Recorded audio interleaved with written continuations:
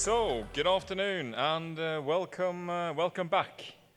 Please come back to the room if you want to sit in on our next session for this afternoon, which is headlined Capital, Risk and Opportunity, Financing the Next Wave of Wind Energy.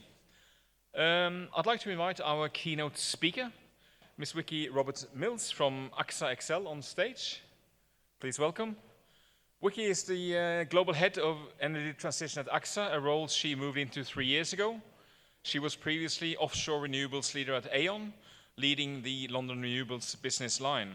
She's also served for 18 years at BP, where she held various senior positions. The floor is yours.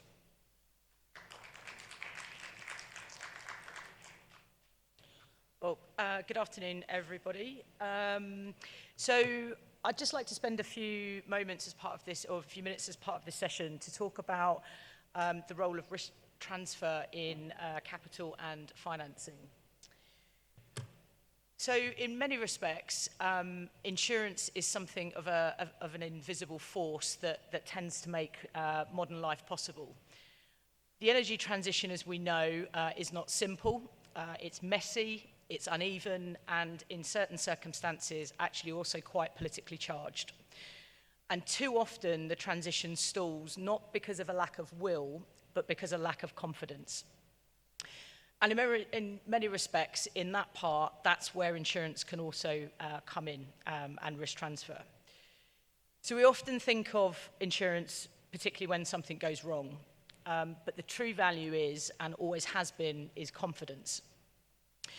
Companies invest billions of dollars into factories, ports, and wider infrastructure projects because risks can be shared and managed. Banks lend money because insurance helps to reduce uncertainty. And in many ways, insurance is the foundation that allows much of innovation, trade, and economic growth to happen. And this is especially true in the energy sector. Wind energy projects are complex and both capital intensive. They can involve years of development, construction and operations, and in sometimes harsh environments.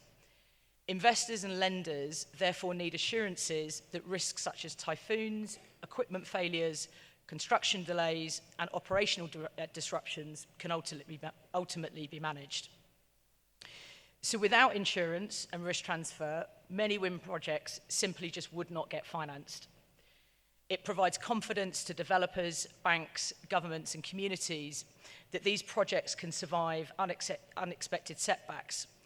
And it supports every stage of a wind farm's life cycle, from transporting turbines to protecting workers during installation and to covering operational risks. And for Asia, this matters enormously. The region faces rising energy demand and growing climate risks, also against, though, a backdrop of tremendous wind potential. But unlocking that potential requires not only technology and investment, it requires a strong insurance ecosystem capable of supporting large-scale renewable energy projects. And in that sense, insurance isn't just a financial product, it's actually an enabler. And it turns ambitious projects into bankable, buildable reality. And ultimately, that's the power of the product. It gives society the confidence to build the future. So wind energy is becoming an important strategic pillar across Asia's energy transition. As electricity demand rises rapidly across the region, countries are looking for ways to improve energy security, reliability, and affordability. Both on and offshore wind will play crucial but different roles. Onshore wind is expected to lead growth in the near term because it is cheaper, faster to deploy, and already commercially proven. Countries such as Vietnam, Thailand, and the Philippines are accelerating development in this space. And improved turbine technology also means that wind projects can now operate efficiently even in areas of lower wind speed.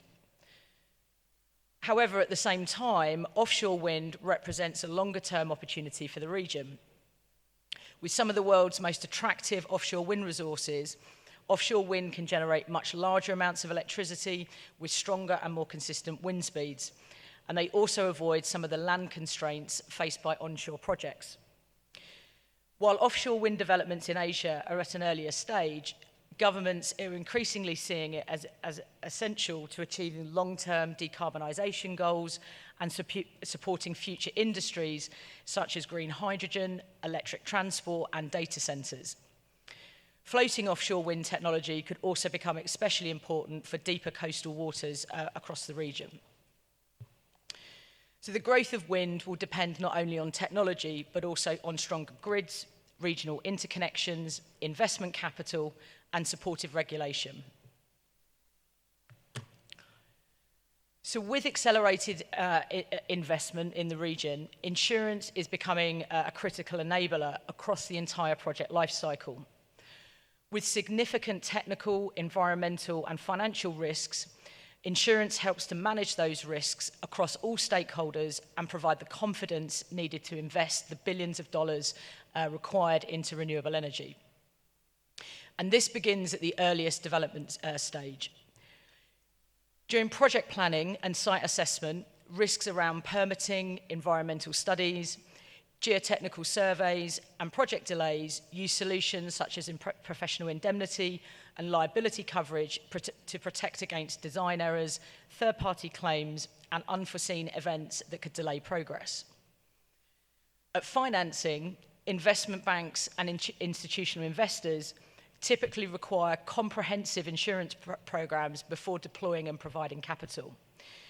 They may also seek their own insurance protection to associated credit risks of financing and potentially use this to be able to increase the capital they deploy.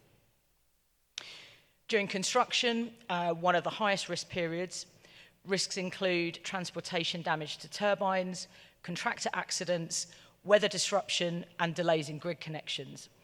Offshore wind projects face even greater complexity, including marine logistics, subsea cable installation, heavy lift vessels, typhoons, and challenging sea conditions, which all increase the potential exposure to loss. Therefore, constructional risk and delay in startup coverage are essential, helping to protect project owners and lenders from financial losses if projects are damaged or delayed before becoming operational. Once operational, insurance continues to play a long-term role, protecting against mechanical breakdown, blade failure, natural catastrophes, business interruptions, and cyber threats affecting increasingly digitalized energy systems. But also, insurance contributes knowledge, not just capital protection. Insurers help improve risk standards, engineering practices, supply chain resilience, and climate adaptation strategies. With expected investment across the region, collaboration between developers, governments, and insurers will become increasingly important to ensure that these projects are both bankable and resilient. So ultimately, insurance is far more than just a back office requirement for wind energy. It's a foundational part of how Asia can successfully scale renewable energy infrastructure and deliver a secure, sustainable energy future. There are a wide array and wide-ranging solutions beyond traditional property and casualty solutions in the insurance sector, which include political risk and violence cover, risk sharing with captives, and also parametrics. But one example I wanted to highlight. So back in 2020, AXA XL worked with the International Finance Corporation and a consortium of 6 other insurance companies, providing credit insurance that was able to channel $5 billion of lending to less developed countries. This enabled the IFC to offer an additional $2 billion of financing than they could have offered without the credit insurance component, so effectively scaling that investment from $3 billion to $5 billion.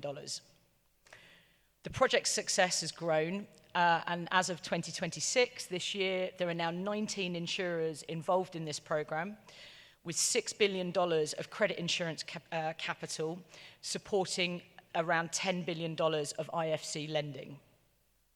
Now, this is a great example of insurance supporting the flow of investment to build and operate strategically important infrastructures, seeing risks shared across insurers to make potentially large, unpredictable losses financially more manageable.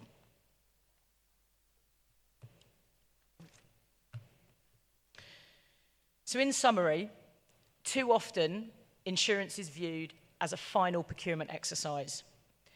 But in reality, insurers can add significant value much earlier in the development process, helping projects to become more resilient, more bankable, and ultimately more successful. Wind projects in Asia face unique regional challenges. Involving insurers and risk professionals early, developers can gain insights into how these risks are viewed by the insurance and financial markets before key design and investment decisions are locked in. And this can have a direct impact and direct positive impact on pricing and availability of coverage. Lenders and investors want confidence that projects are insurable on commercially viable terms throughout construction and operation. If insurance concerns only emerge late in the process, projects can face delays, higher premiums, restrictive terms, and even financing challenges. So insurers today are not only providers of capital protection. We are partners in risk engineering, loss prevention, and business continuity planning. And early collaboration helps establish stronger standards for maintenance, emergency response, and supply chain resilience across the life of a project. So as Southeast Asia seeks to expand wind capacity over the next decade, that collaboration between developers, financiers, and insurers will become increasingly important to deliver projects that are safer and more resilient and easier to finance, and ultimately better positioned for long-term success. Thank you.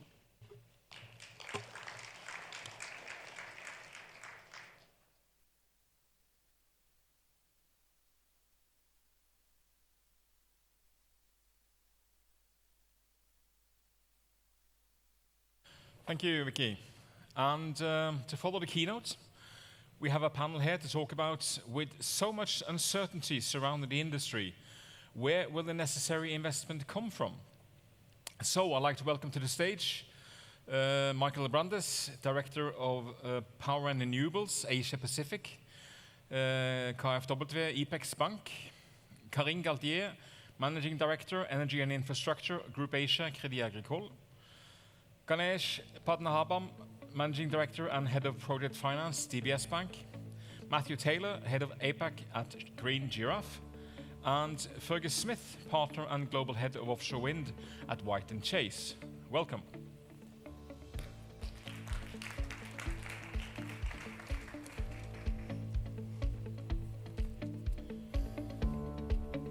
So, right. We need to start somewhere, well, not too far from here actually, well, not compared to Norway where I'm from, but the Strait of Hormuz. And of course, the background is that worldwide investments in renewable energy are now significantly higher than investments in fossil fuels. But I also think that maybe that's not really the true benchmark, because if we are to meet the climate commitments, the investments must be a lot bigger than they actually are. And there is this huge uncertainty at the moment, which has increased after 3 months of conflict in Iran. And I think it was maybe it was the IEA representative who talked about the biggest energy crisis ever seen.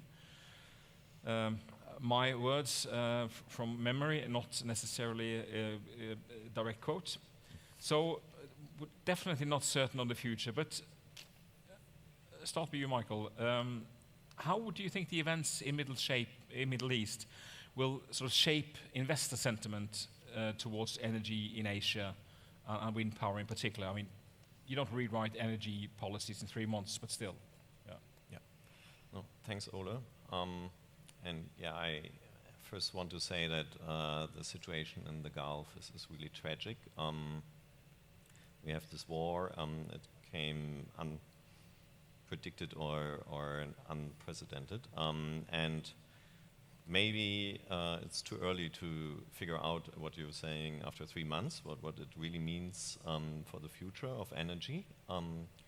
But I'm convinced it will definitely give people food for thought and the most important thing that will come out is that energy security is as first and foremost for every country in the world, and especially here in Asia, where we have countries which are depending on energy imports from the Gulf. And I mean, renewables, the good thing is the sun and the wind you cannot take away. So this is something countries can rely on and tap in. And from my point of view, offshore wind will play the vital role to provide baseload. Obviously, it takes a long time to develop these projects, but some countries, and we will talk about them later, have been in the forefront, and they hopefully will implement these projects very soon, and the policies needed to do so. And one thing, I mean, we haven't, and I'm from Europe and from Germany, where we switched off our last nuclear power plants, but I believe that here in Asia, nuclear will also play a role in the medium to long term. Mm. For a base load Yes. factor, yes.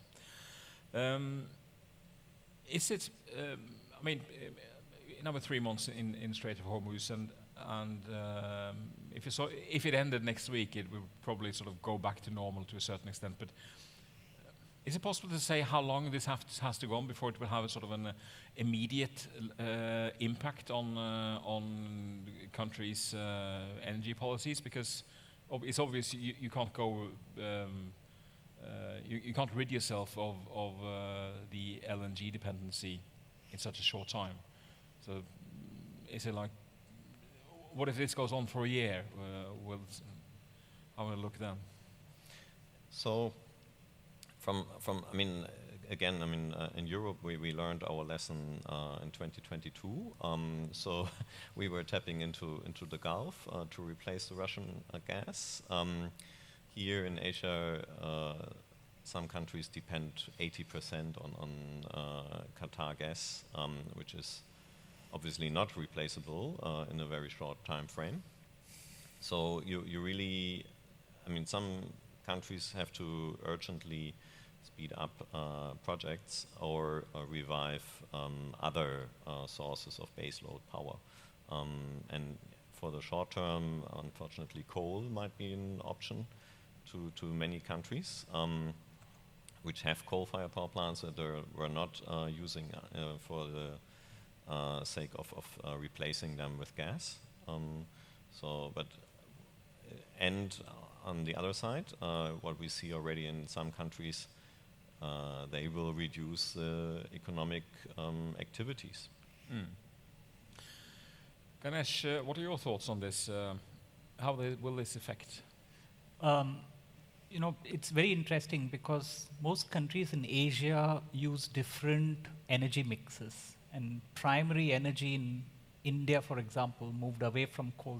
India had less gas, but coal generation, it's moved a lot into renewables, for example. So India's been rapidly adding renewables. So to that extent, it might be a little more insulated. But if you come to East Asia, Singapore, for example, has predominantly gas generation. So if you have a shortage of gas, then that obviously affects the way the country looks at energy.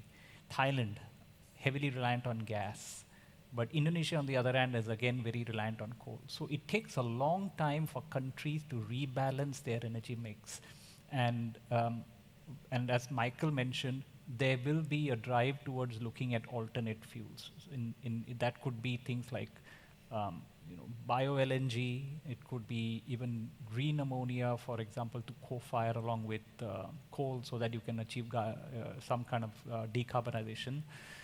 But I must admit, not all countries have the benefit of offshore wind, for example. So in the tropics, for example, there is no wind, so there's only reliance on solar. And if it triggers a transition to renewable energy, for sure, battery prices will come down significantly, and that makes renewables very, very competitive and viable as an alternate fuel. So there will definitely be a shift, but hopefully driving countries towards a stronger footing on the transition pathway. Mm. But there is a shift going on already. So, do you think these kind of events, like the crisis in or conflict in Iran, speed things up at a political level and sort of make decisions, make sure that decisions are taken faster, or are we just basically seeing an inevitable trend towards renewables that's going to happen anyway, no matter how long this conflict lasts? I think I'm actually a firm believer in the sense these two are distinct trends in that sense. The countries have already embarked on a path of decarbonization, but energy security has clearly come into focus for a lot of them. As I said, the reliance on gas as a transition fuel will continue to remain for most countries. So as and when the problem gets sorted, I think countries will go back to consuming gas as an issue, provided there is a long-term solution to this. In the absence of a long-term solution, of course, they might have to accelerate the way they think about their own new capacity additions itself. Right? And as Michael said, if there is too much of demand shortage, it will lead to demand destructions at some point. Matt, Green Giraffe focuses on renewable energy and the energy transition sectors, especially, if I understand correctly. Does the Iran conflict make you busier than before? Good question. I mean, I think Ganesh and Michael have spoken to the underlying point about the importance of security in that energy trilemma triangle, if you like. You know, when renewables started 20 years ago, it was really driven by governments looking at the decarbonization agenda, right? And then I think whether it was 5, 6, 7 years ago, we started hearing about this trilemma, and there was a balance between decarbonization and cost and security. And I think to reiterate the point made, there's no longer a trilemma. The Iran war has kind of made this a linear structure again. Security is key, then it's cost, and then it's decarbonization. And the answer to that question of security is very different for every country. A simple way of saying it, of course, if you are an energy exporter in sort of fossil fuels, you get security from that. That's your quick solution. If you're an importer, you need to find other solutions. Korea would be a very good example. And so are we busier? Well, we are certainly very busy. We are seeing a strong discrepancy between momentum added or momentum taken away from underlying assets and projects based on are they contributing to security and are they contributing to cost? The decarbonization point is a lot less. And you know, I think we've all talked at a lot of policy level. Let me try and give you one example. We've been working for 18 months on an asset in Mongolia, right? Okay, not a core market, not a global market, but actually a fascinating one. 200 megawatts of new build wind, right? So a sizable asset. And that whole project was driven, the thesis behind it was all driven by decarbonization, right? The plant that is buying this power is taking coal-fired generation, and it's taking it from China. But over the last 18 months, the argumentation around that project has completely turned on its head. The project owner that's developing this renewable site cares a lot less about decarbonization. That's not a big thesis for them. But they want security, and they want it cheap. They want it cheaper than what they can currently get. And that particular asset, thankfully, offers security, and it offers it at a lower cost. But that's what we're seeing. And I could give you examples in other markets where actually it's more expensive or it's not as secure, and therefore projects are being slowed down. So it's really very market and very asset specific. Does that give onshore wind a competitive edge? Because on the cost space, I would assume that comes out pretty decent compared even to solar. Again, it's very market specific. I mean, as Ganesh says, if you're trying to build wind in a non-windy space, your LCOE makes no sense, right? If you're trying to build... You wouldn't do it in Singapore. Yeah, exactly. So what we, I think as an industry, we've always been we've pushed wind and we've pushed renewables, right? I think what we really need to do is say in each market what makes most sense and what assets make most sense. So in some markets the answer is yes, in others the answer is no. Just to supplement what, this point, single technology alone cannot solve the problem of the grid, right? So hybridization has already set in the sense people are combining wind with other technologies where they can. And of course, in Singapore, there's very little wind, so it's solar plus batteries, whereas in Australia, it will be standalone wind still works, but people are combining different portfolios as well. So countries are finding solutions to combine different technologies per se. Karin, let's move to the question of risks. Where would you say investors see particular risks in Asian wind power, financial, technical, regulatory, and what's the solutions there? I think there are many risks in Asian offshore wind. If I had to highlight one, I would probably start with construction risk. This became much more serious after COVID and the inflation shock.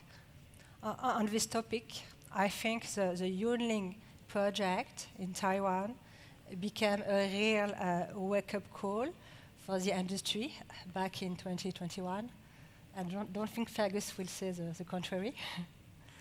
The project experienced major delays, vessel issues, contractor problem, and big cost overrun.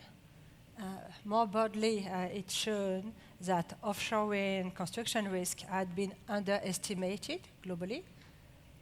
The project was ultimately completed and rescued through additional sponsor support, additional equity, sponsor support as well from the banks and the Export Credit Agency. And the key lesson that was drawn from that business case is that the quality and track record of the lead sponsor and as well the lead contractor are critical risk mitigants. Yunlin also has materially changed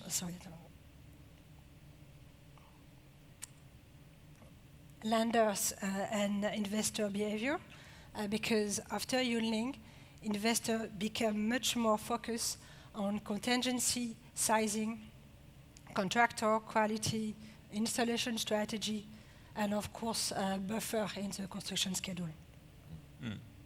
And that learning point, sort of something you can take away across technologies. It's not really just. It's not just relative to offshore wind in Taiwan. Actually, it goes. You can sort of keep that in mind when you do it somewhere else as well. I would assume. Fergus, what's your take on this? In defense of Yunlin, which consumed much of my life a number of years ago, Yunlin was a central and distinct experience for many in the industry. But I think another way to look at it is that a lot of lessons were learned, and for me, a key one of those was that even in circumstances where a large-scale wind project of that nature suffers significant countervailing forces and risks that wasn't predicted, there still is a path through. So the end of that story is the Yunlin project has been successfully completed and is up and running and producing power in the Taiwan Strait. And a huge amount of energy and resource was invested in that to make it happen. And the financial community, both here in Asia, but also significant participation from Europe, found a way forward in order to make that project a success in the end. And so I think that for me, even in those very difficult circumstances, there's a way through. I think for mine, there's looking at it from a construction risk perspective is one thing, but often in my practice, we see it from the other end of the spectrum is projects that don't quite get to market. And that's one of the big challenges we have in this region, where there's a huge gap between ambition and delivery. And so for me, the biggest risk that we need to manage here in the region is really the capacity and alignment of government institutions in these key institutions, in these key jurisdictions. When there is alignment within government, clear and efficient regulatory processes, supported by strong policy, then capital flows, and where you disrupt that, and uncertainty prevails, and inefficiency or a lack of coordination or transparency between government institutions, that's where projects never get to the banks, never get to the market, and that's the area of the Asian wind market that we really needs to be addressed. Yeah, you basically you have a bullet point there of risks that are relevant to the projects today. Actually, that's what you're saying. Yeah. Yeah, maybe I can come in on that, if that's okay. I mean, I obviously agree with the observation on the construction risk and the comments made, but I think Fergus is absolutely right that the key risk in getting these assets away is that last mile of development, right? In that phase, 3-4 years ago, you had a bit of buffer in your economics, you had turbine suppliers keen to supply to you, you had a relatively stable macro environment. This was never easy to get a project to financial close, but there was a more stable environment that you could progress through. Now, as a developer, you've got headwinds in the very, very strong changes in macro environment. You've got very tight economics generally, so you're constantly chopping and changing contractors, renegotiating, opening, optimizing, and we're seeing still fundamental differences between a seller's expectations on energy yield and a buyer's, right? And all of these things are exaggerated by finer margins. So for us and what we see, across the region, this is the real sort of, you say, valley of death for many projects. And that's very challenging because often developers have spent a lot of money and it's too much money to write off. So this is a really, really challenging area. And I think to the points made, government can help.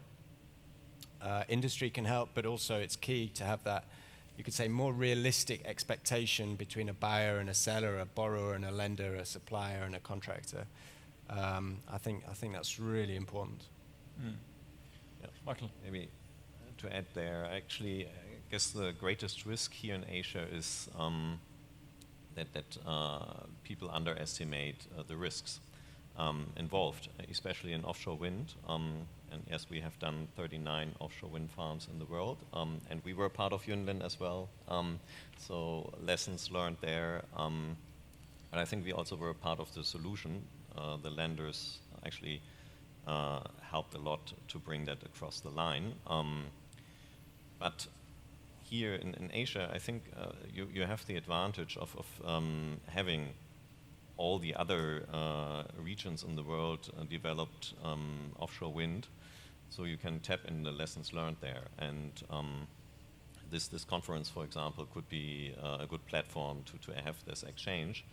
And Yunlin, I mean, yes, and the buffers there were not big, so maybe that's a good segue, Matt.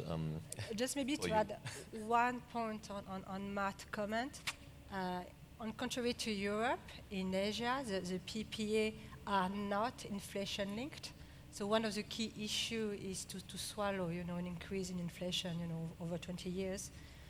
And you talked about tool or risk mitigant at the beginning, the tool then is to build sufficient contingency and buffer at the bid stage in the tariff. After it's too late.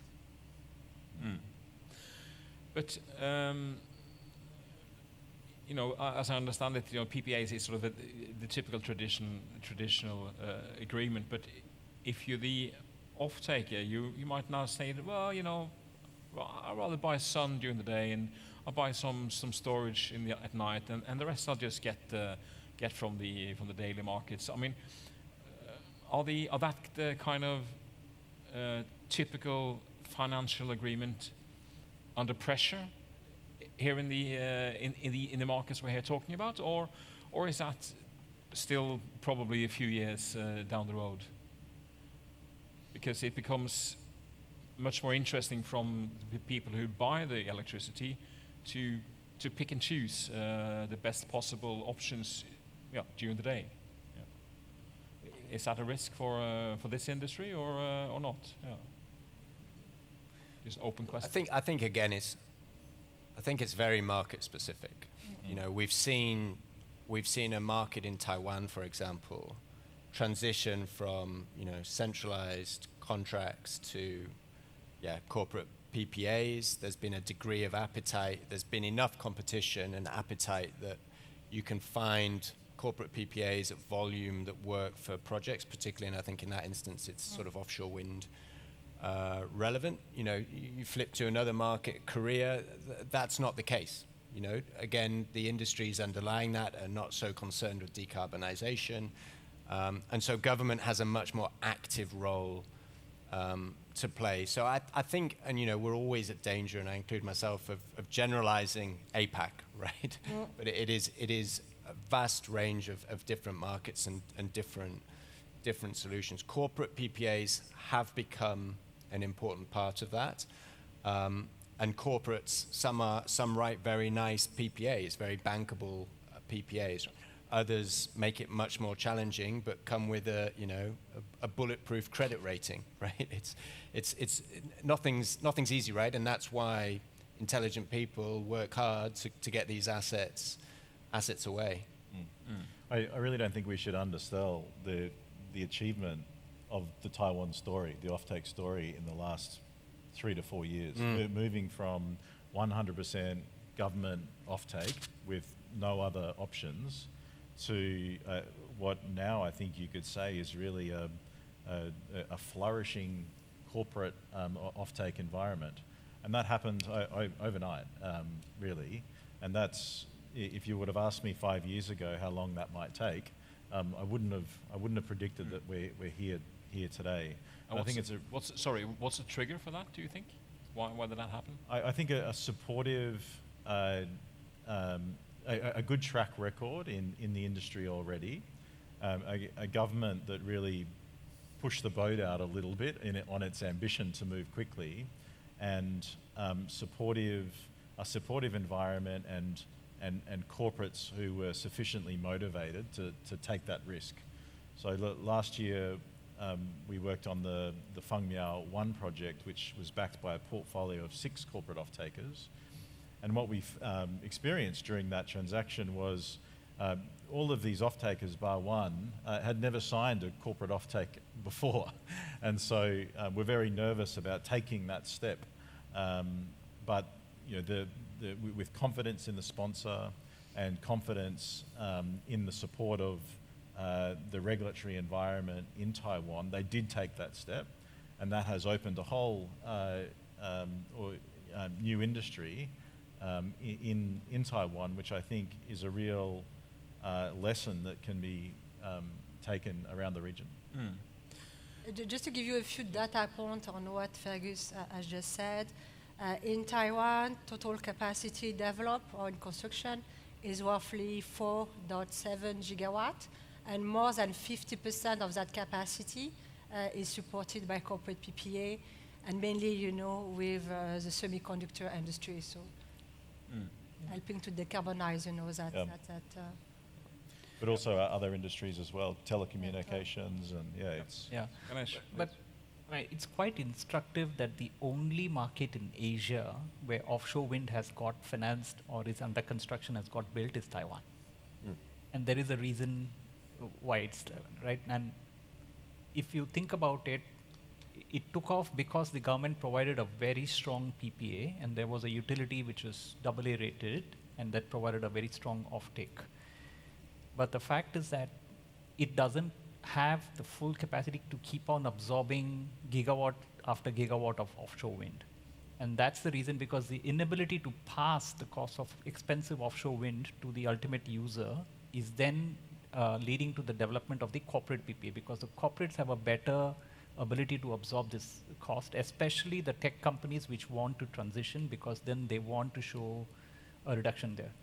And that has what has encouraged the move away from a utility offtake to a corporate PPA as well. But having said that, offshore wind tends to be, if you look at it on a life cycle basis, the per unit cost of offshore wind, which is probably inflation adjusted, might actually come to be at parity with some of the other technologies that exist as well. So I think the corporates are taking a really long-term view, saying that this technology is here to stay and that eventually it will work. The other reason why it also, this economics of offshore wind work also, if we have had exposure across, onshore wind and offshore wind across various markets.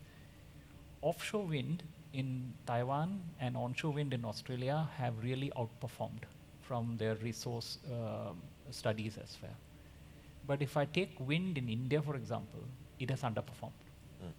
Okay, and it also boils down to the fact that developers are not investing enough time to be able to gather enough wind data and to also size it and engineer it in a manner which then gives them the necessary output itself. There are a combination of factors which has resulted in Taiwan alone doing offshore wind to this scale. Now this obviously is different from the completion risk which is paramount in these complex projects, but once this is complete, then over the next 20, 30 years, the project has to perform. Speaking of offshore, we had a tender in South Korea that the bidders came out on Friday, and there were bids for double the capacity than was originally being offered.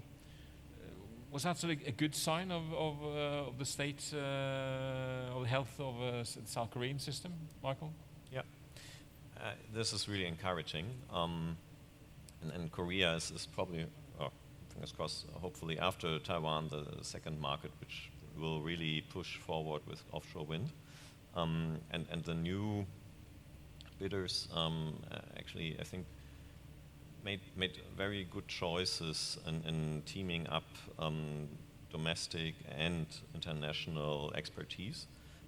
So international bidders, international turbine suppliers, together with local people. And I hope international lenders then also will play a role to bring that across.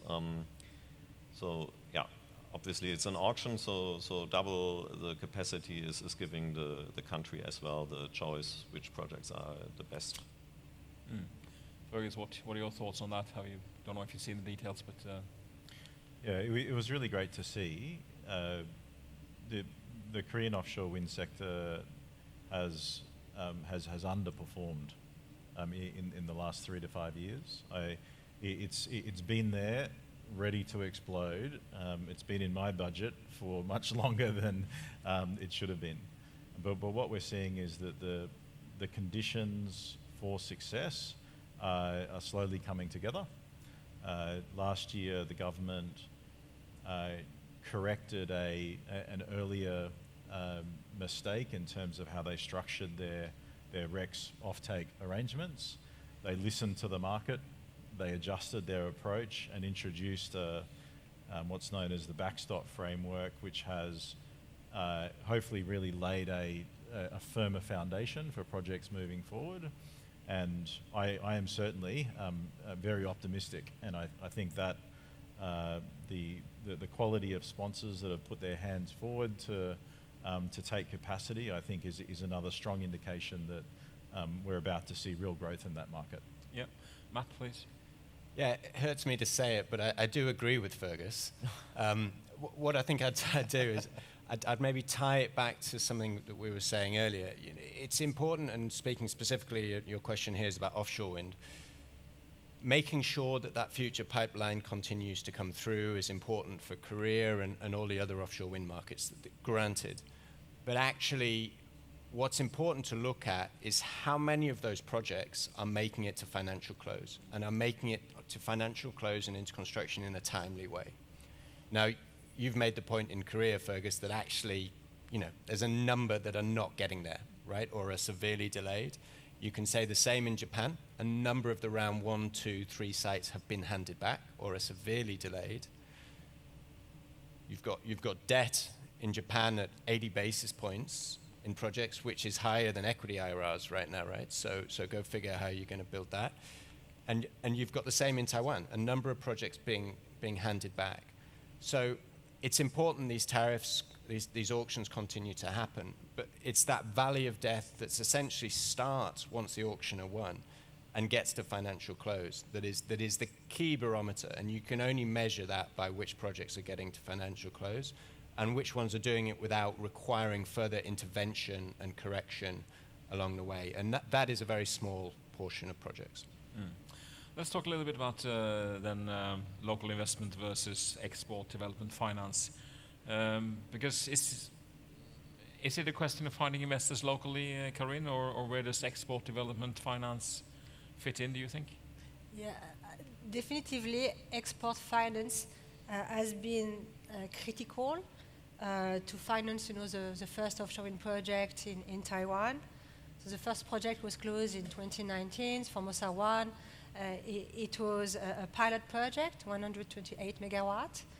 And 7 years later, in total, the project finance market has raised roughly $25 billion for offshore wind. So it's a massive number. And this would not have been achieved without support from export credit agency. So institutions like IFO, UKEF, EXFIN, that support the export of critical equipment like the turbines, the cables with K-Shore, and so on. So I think it's been very key for that market in Taiwan, and as a bank, we think that they will be again critical in Korea. Mixed with other pockets of liquidity, local banks, international banks, and in Korea, lifers, so non-bank financial institution. Do you then see after a few years that sort of local financial institutions and local investors become more interested because there are some success stories to be told? Karin or Fergus?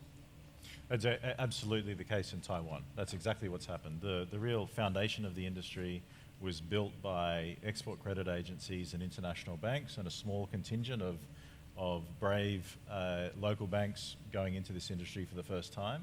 But what we've seen over time is that confidence building, and initially, more state banks and private Taiwanese banks coming into the industry, debt and equity from the sources of institutional capital like life insurance companies.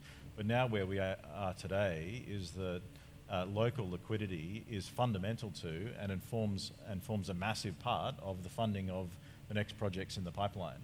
And that's been a combination of just getting comfort around the industry and seeing projects being built, but also government support and encouragement to have these institutions flow in. And frankly, it's just fundamental to the long-term health and sustainability of a wind industry in any country, that you have local support from capital. But none of that could have happened without the ECAs taking the risk from the get-go and supporting the creation of the industry. One of the trends as well is that the projects are getting bigger and bigger. So some of that package represent $3 billion. So you need indeed all pocket of liquidity to close your deal.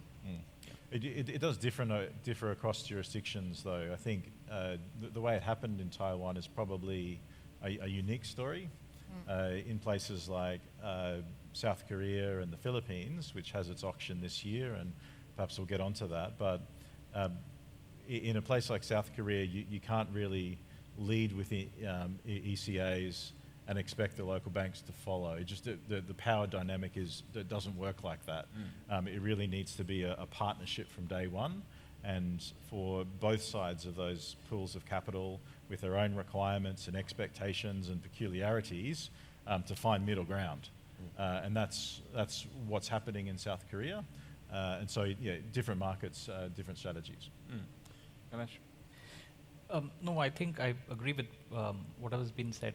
Essentially, ECAs do balance risk for private capital. They do crowd in capital to help projects take off, and I think Taiwan offshore wind is a classic example. Without the ECAs, it wouldn't have got done. And for that matter, it will not go any further unless the ECAs are still invested. Right? But having said that, investors are looking to recycle capital. So once the project is complete, has an operating track record, existing investors will want to exit and use their capital for developing other projects as well. And that's where the opportunity for new investors who have a different risk profile can fit into the whole investment cycle. Do you think there's, because it was mentioned earlier today that there's not a lack of projects, there's a lack of bankable projects. Do you agree with that assessment? Totally agree with that. And it differs from country to country, in the sense there are certain countries which have perfected the model in terms of making projects bankable, offering the right framework for developers to invest capital. And I'll give you an example. Philippines could not attract foreign investors for the longest time for the renewable sector.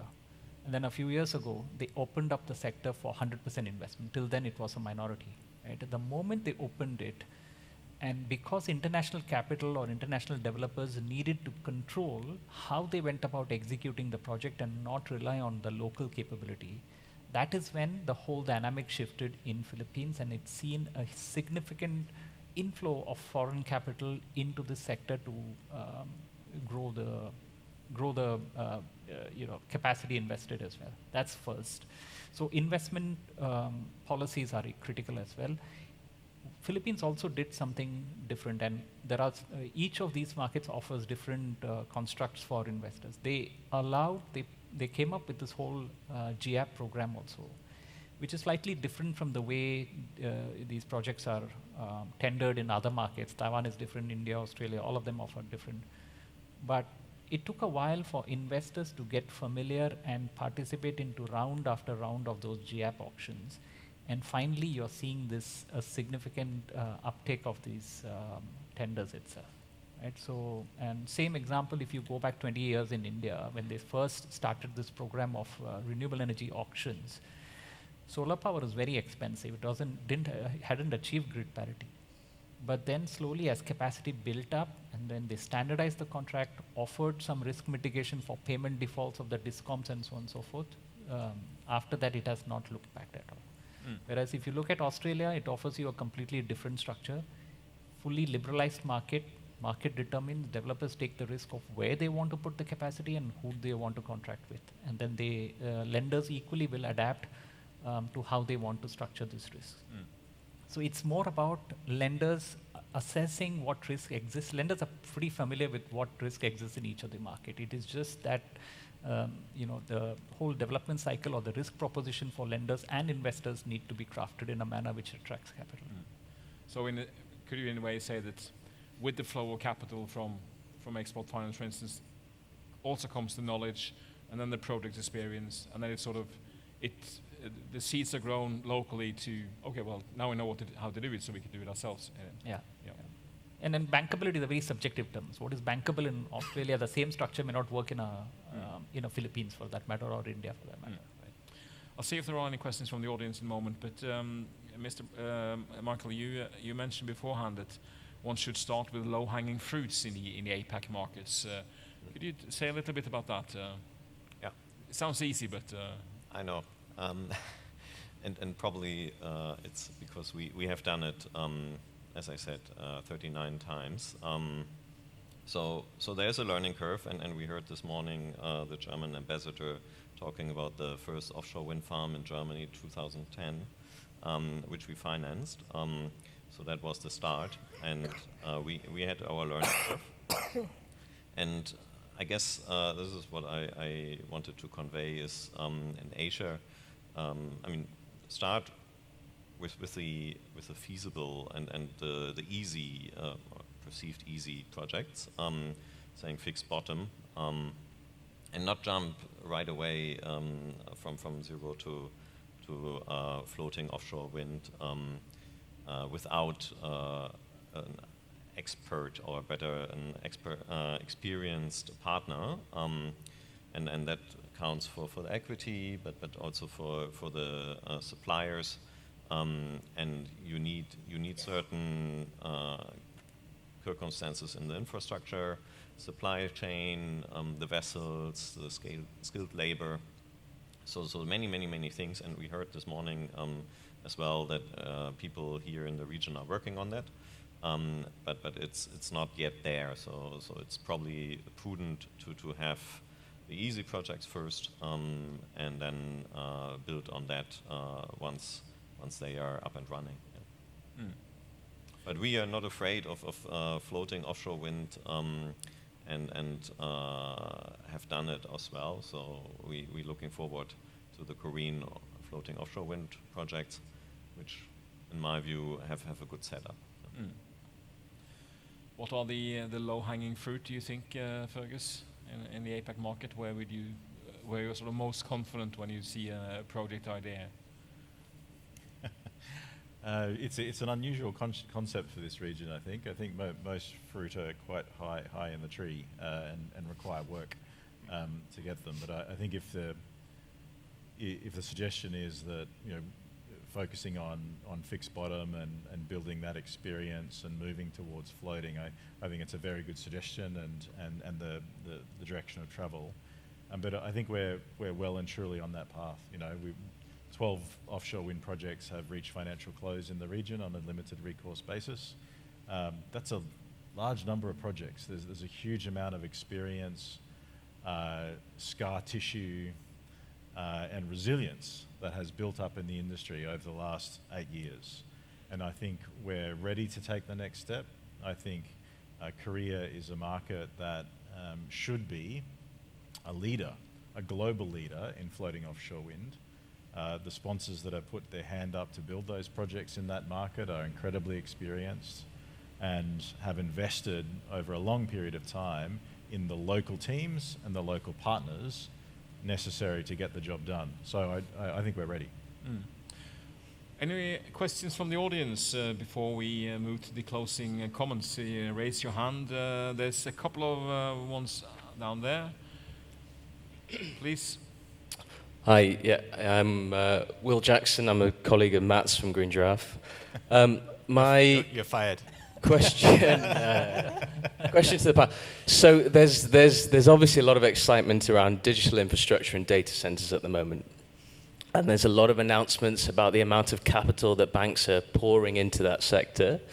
But at the same time, we hear stories about sponsors not accepting any comments on documentation and demanding transactions get done in 6 weeks and just putting a lot of pressure on.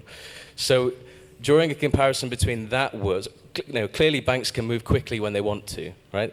So drawing a comparison between that and offshore wind and onshore wind, where we see some projects kind of getting stuck a bit in the trenches, and Matt spoke about the Valley of Death, and Ganesh spoke about the bankability threshold. What do we draw from that? Is there a lack of competition between banks for participating in offshore wind projects? Or is ignorance bliss, that things haven't gone wrong in digital infrastructure yet and we know too much about the risks of offshore wind? Or how do we align these two? Or should we just push banks more? Is that a question for your colleague? That's the rest of the panel. Anyone who'd like to take him up on it? Yep. At least, you know, what we can say on that point is that these offshore wind projects are extremely complex and risky. So in fact, it takes time to deliver a bankable project finance package. Yeah. And there is a success of you know, like developing this project. I just said $25 billion of dollars, you know, have been raised, you know, to support Taiwan. So I think it's still a positive achievement. But he does point to something that's completely changed over the last few years when it comes on the demand side. Because I think, you know, everywhere the demand side used to be, you plan for something 10 years down the road, and everyone accepted it took 10 years. And now you have data centers pushing for power 6 months from now, because then the center is going to be built. And, you know, 6 months is about the same time it takes to get an answer from, you know, any Department of Energy. So there's a completely different push from the demand side for the producers to actually deliver. Does that have any bearing on things, or is it just No, someone else's problem? Well, I mean, the data centers actually have to think that with their projects, I mean, they cannot assume that the grid is for them only, and because typically when the generation was used by somebody else, if there's not overcapacity in the grid, then obviously they compete, and it will drive energy prices up.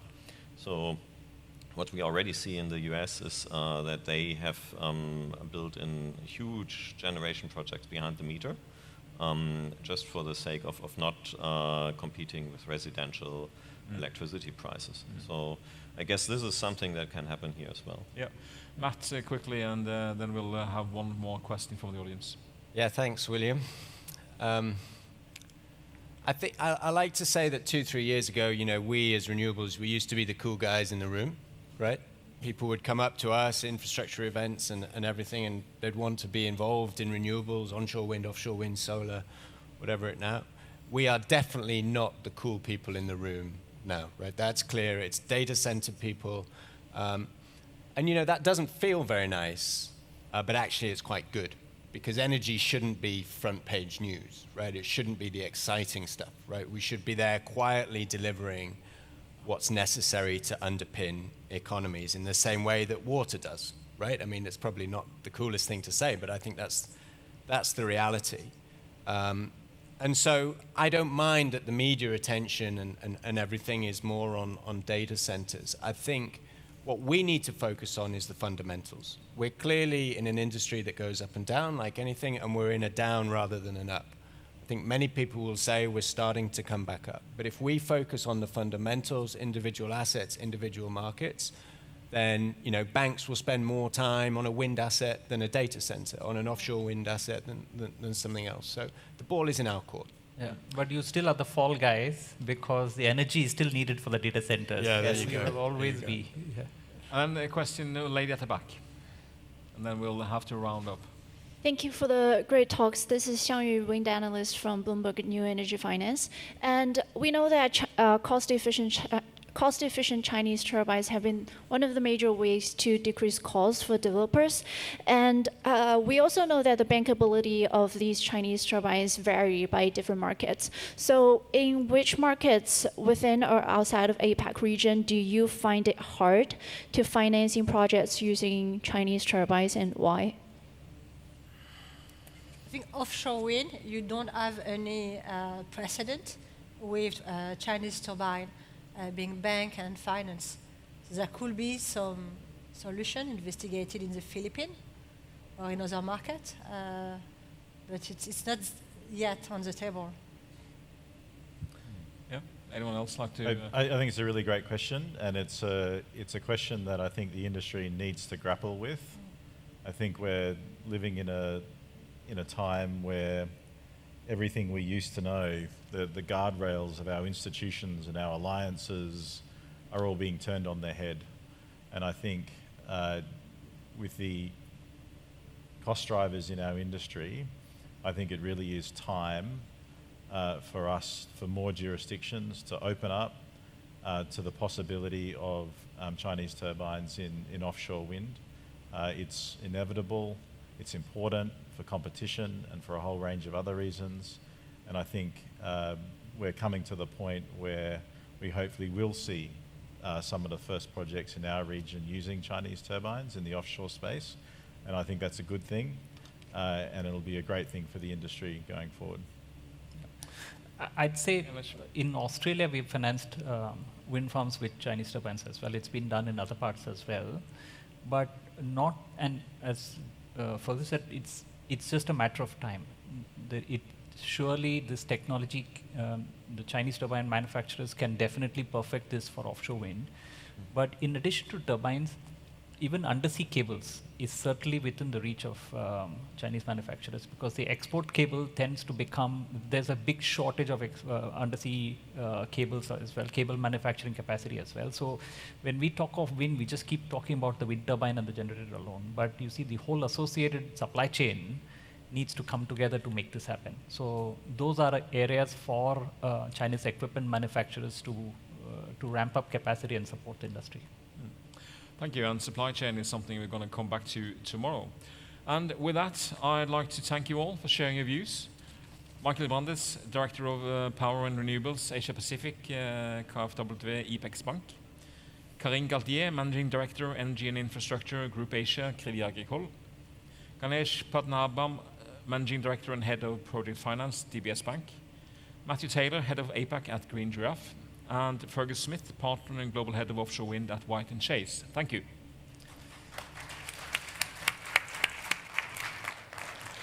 And with that, we conclude this session, and there's no time to waste, so we move on to the next one.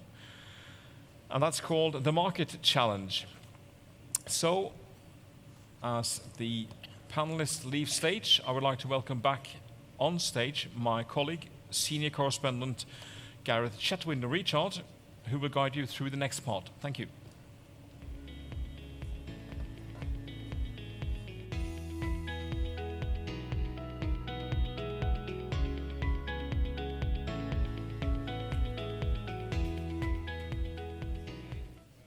We are going to have our second leadership spotlight interview, and I'm going to introduce you in a moment to Nitin Apte, who is Chief Executive Officer of Singapore-based Vina Group. Nitin is also a partner at Global Infrastructure Partners, GIP, now a part of BlackRock.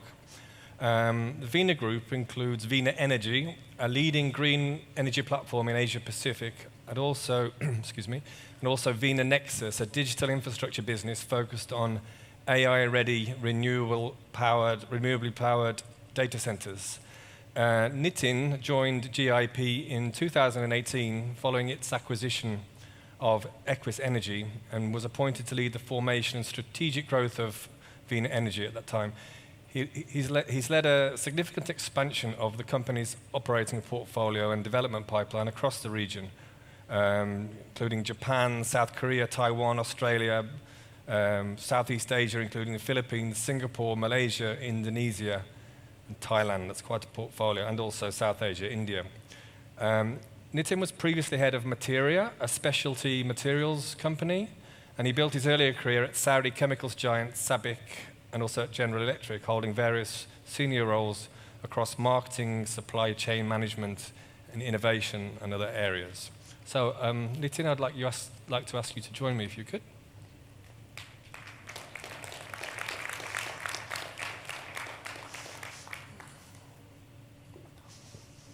Okay. I'm going to do in the middle here. Where do you want me? There, please. Okay. Well, welcome and thank you for joining us. So, Vina Group. From your base in Singapore, Vina Group has scaled across multiple markets and technologies. It's been accelerating its growth. So what has enabled this growth, and how are you thinking about prioritization across the region?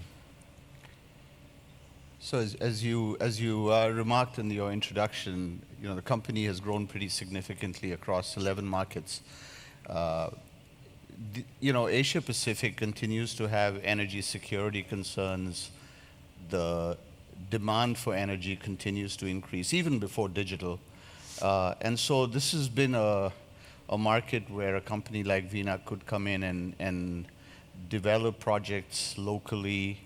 We do our own design, development, engineering, etc., and then operate these assets. And so that formula of being local in these markets and then, taking a very structured approach to building out capacity has worked well. Okay. Picking up on an interesting example, a wind example, in March of this year, WindEnergy signed 2 MOUs in South Korea aiming to invest 1 trillion Korean won to advance large-scale green energy developments.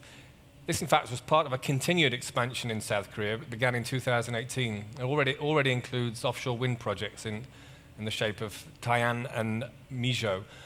What makes South Korea, for example, a strategic market for you at this stage in wind? And how do projects like these, the 2 I mentioned, fit into your broader offshore wind ambitions in APAC? So I would say, the 11 markets we're in are our strategic markets. So that's already been picked, if you will. Korea is a market that we like the fundamentals in Korea. We like the reliability, if you will, of demand, etc. We went to Korea late 2018, 2019, and with the initial intent, I would say, of developing onshore. At that time, offshore was still quite nascent in APAC. But I think both, onshore resource as well, onshore wind resource, as well as land scarcity, made us pivot, if you will, to offshore. And North Asia generally, I would say, because of those reasons, is a good market. Of course, the previous panel had quite a lot to say about what's happened in Taiwan. But we were one of the early developers, and we've progressed these two projects. And Thean was auctioned a couple of years ago, and we're looking forward to constructing that in the next couple of years. Just a little more on that, perhaps. What kind of offshore wind project fits your portfolio profile? Obviously one with good returns. Yeah. I think, everything about renewables starts with resource. And so obviously a project that has good resource is always going to be more successful. Executability, constructability, those sorts of things I think are very important. Regulatory, there is a lot more stakeholders in an offshore project than there are in an onshore project. And so, whether it's the fisheries or the Defense Department or the, even the onshore stakeholders. So I wouldn't say there's much of a magic sauce to it. It's what you do with good projects. Yeah. And what kind of partners do you look for? What kind of role do you look to play within the partnership? So by and large, the group has developed projects on its own. Right. So when we will choose partners, it's usually because they're bringing something obviously to the party. And so, if they've got construction experience in an area we don't have or something like that. So it has to be something that we would value. Okay. So how has the Vena Group adapted and adjusted its portfolios to different regions, but also across different segments, from solar PV, onshore wind, offshore wind, but also BESS and hybrid projects? I think this is a story that's been told probably in the West longer than it has in Asia. Solar is probably the entry-level renewable power that countries welcome, if you will, and we've seen that in Australia, for example, with a lot of solar development. And as renewables penetrates a market, clearly you need to address the intermittency, which is what brings batteries and eventually hybrids and power. So we've followed that market trend. So in Australia, we've got hybrid plants, we've got standalone batteries as well as solar. Now I see that trend in Japan, in Taiwan, and eventually in the Philippines. Yeah. Could you perhaps give us some of your thoughts on the shift with these technologies, the shift in the renewable sector towards firm and dispatchable renewables energy? I think it's two factors. One is when renewables are new in a market, nobody's really looking. There's plenty of firm and dispatchable power that nobody's really looking for renewables. But as renewables, LCOEs, levelized cost of energy, reduces in a market, and you reach grid parity, then the market starts looking for more firm solutions. And I would say the advances in the technology, both on the battery side as well as on having more productive panels or wind turbines, has come together to make it a more economically feasible solution. Yeah, taking that last question, but also, well, I think there's a shift towards grid services and reliability in your company. Is this kind of thing particularly important? You have something particularly to offer in developing economies, do you think? You know, I think reliability comes with any asset. So whether it's an intermittent asset or not, we strive to be reliable with high availabilities and so forth for all our assets. I think your question is more when it comes to, you know, firmer power and grid solutions. And I think across the globe, I think the grid is probably the single biggest, I won't call it hurdle, but it needs to transform. So, you know, the energy systems have moved from, you know, large load centers to distributed power, but the grid stays the same. And just as, you know, I think road networks evolve, I think grid networks have to evolve. And Okay. Right. I noticed you have a project to export from a 400 megawatt solar power project from Indonesia to Singapore. That's interesting. Is this the start of something for you? So, you know, regional grids has been a topic in ASEAN for a long, long time. Yeah. And a few years ago, Singapore, you know, invited parties to come in and participate in this cross-border project, and we were one of them. We got a conditional approval, etc. We've developed this project quite significantly. It's, you know, we've got land, we've got designs, we're working with both countries and the regulators in both countries to, let's say, get those last few miles sorted out. And when those do, we'll be happy to be supplying pretty firm power to Singapore. Yeah. It's interesting. Okay. Can you explain the sort of thinking behind the Green Fund partnership that you launched back in 2019, and of how this has been used in your sort of profile in terms of freeing up capital, retaining long-term stakes, bringing in institutional investors? Yeah. So the company has, you know, when I got here in 2018, we were operating just over a gigawatt or so across the region. We're now operating close to 5, with a expansion program of contracted capacity for another 5 gigawatts in the next literally 3 years. So we will be significantly larger, and we're currently constructing 3 gigawatts as we speak across the region. Right. So as you can imagine, all of this requires capital. In the past, we were building about a gigawatt a year, and our cash flows from operations could fund that. We have, you know, in order to meet this capacity expansion, expanded our green funds. We had a couple of green funds in Japan. It's a tried and tested way of rotating capital.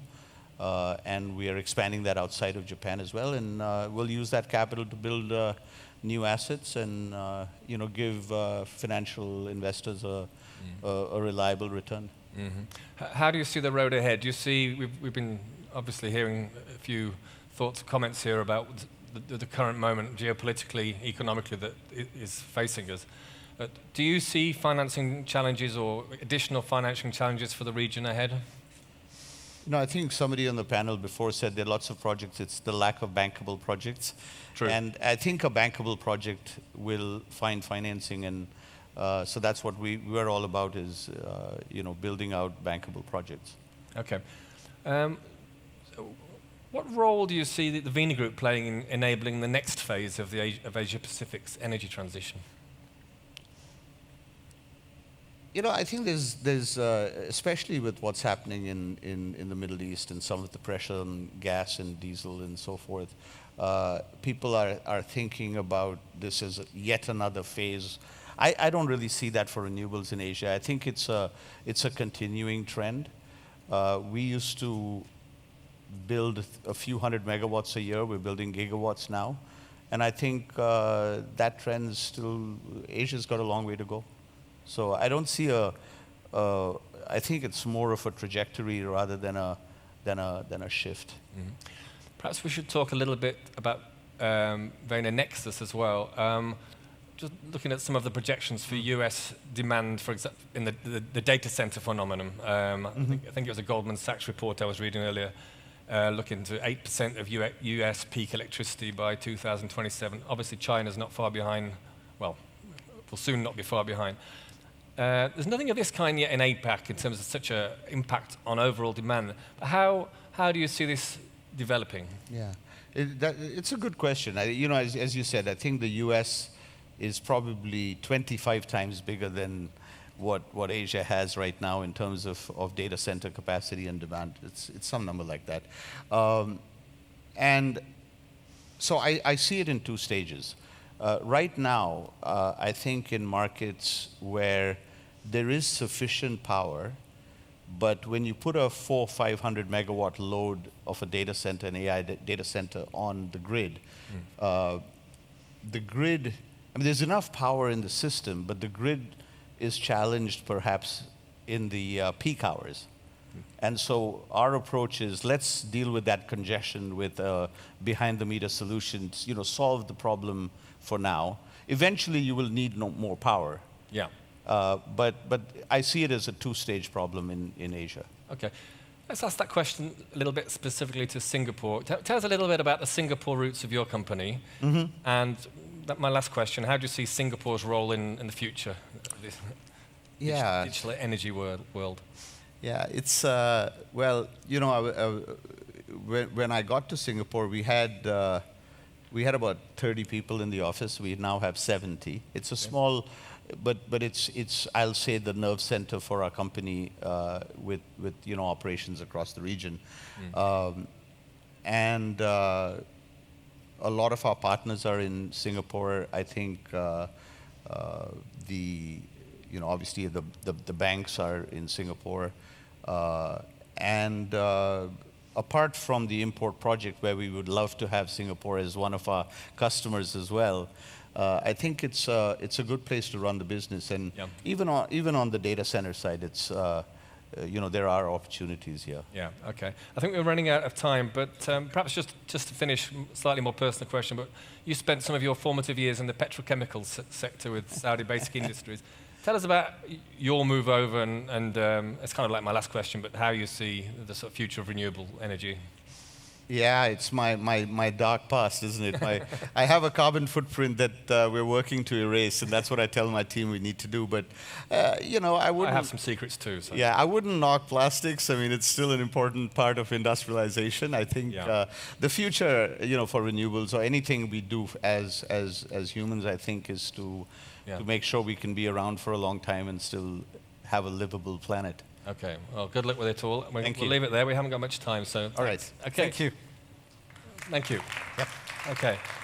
So we will be moving on to another panel now, and called What Power Market Conditions Does the Industry Need to Thrive in Asia? So I'll be handing over.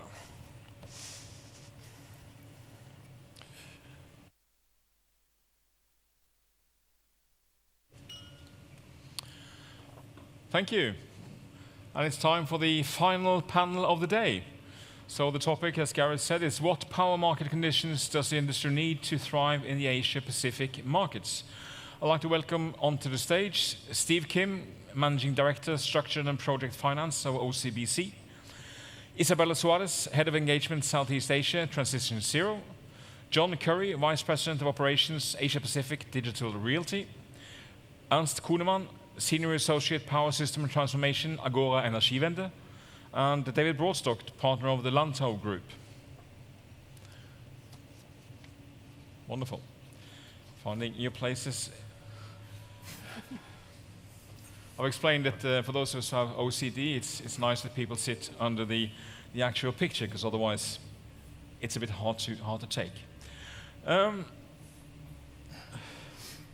was planning to start with a sort of long introduction about power markets elsewhere in the world, but let's just skip that. Let's start by taking the temperature of the patient, so to speak.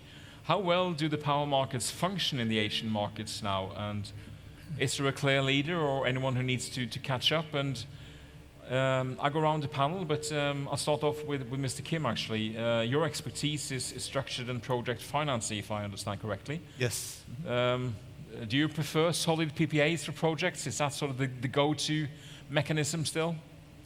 Well, I guess PPA is, driving the fundamental economics of the projects, right?